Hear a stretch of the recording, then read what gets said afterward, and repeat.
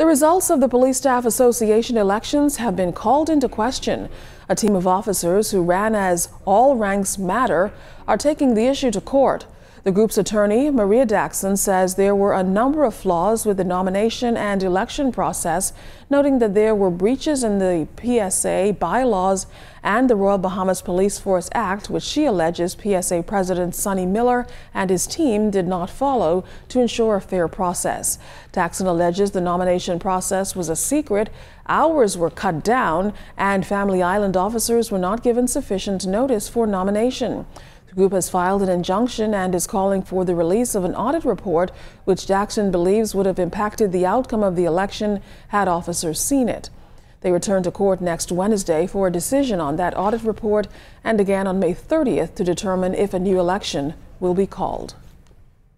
For years, there were no trustee, never, ever was appointed. No audit report was given from 2010. And they, according to the law, were supposed to give an audit report every year. They supposed to have a GM meeting.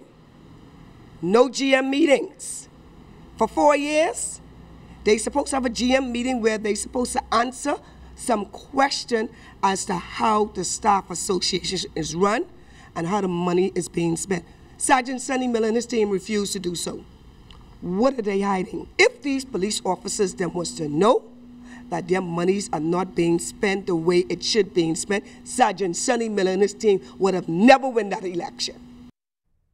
Well, Police Staff Association President Sonny Miller dismissed the court proceedings as sour grapes from a group which was soundly beaten since his team of 33 won all seats. Miller further contends his team could not have followed the election process if it was not in charge of the exercise. In his estimation, the opposing group has realized its mistake in not having run sufficient candidates. As for another concern expressed by the group over a lack of recounting, Miller says it was not necessary because his team was far ahead in the votes. He says this latest development will not deter the P.S.A. from its course. It's just people who just can't take their losses. During the election process, we came out with almost 95% of the votes.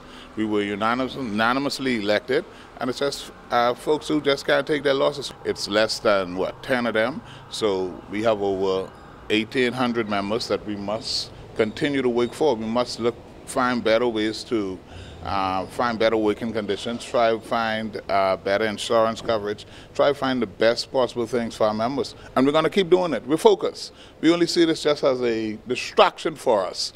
We are focused. We're going to continue to work for police officers. That's our job. That's what we're here to do. And that's it.